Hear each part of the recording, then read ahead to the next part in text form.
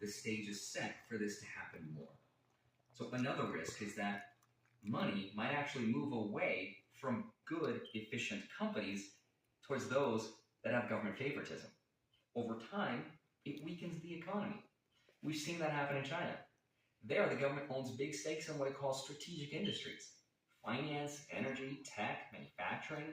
But instead of having a competitive market that's driven by a free economy, it instead creates what economists call rent-seeking behavior, which is when companies exist just to stay in favor with the state rather than its customers.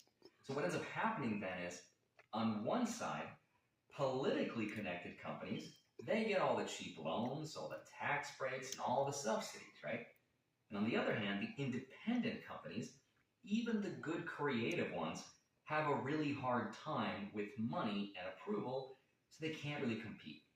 Over time, that favoritism leads to weaker creativity, wasted money, slower growth, less risk-taking, etc. Right? That's why some economists say China's biggest weakness is not as debt or demographics, it's their parent state, the dependency of it. So if the US starts doing the same thing, that risks building an economy where political access becomes more important than creativity. So that then brings me to the real question, which is, why is the US buying the stock market right now? It's because this is the fight for the control of the future. And this is happening at a time when China's economy is slowing down. Russia is separating itself from the West, and the US is looking at the most expensive debt in history.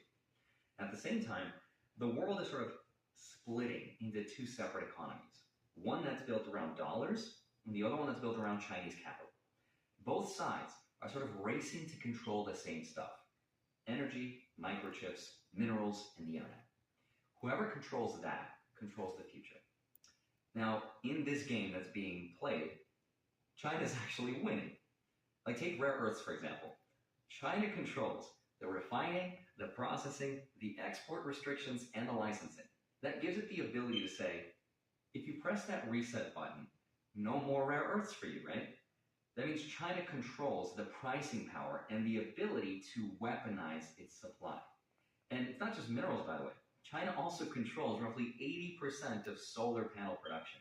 So the US can't just rely on trade deals or sanctions, because those don't work against a country that controls its own supply chain. So that's why this is happening now. The US can't compete with China in the open market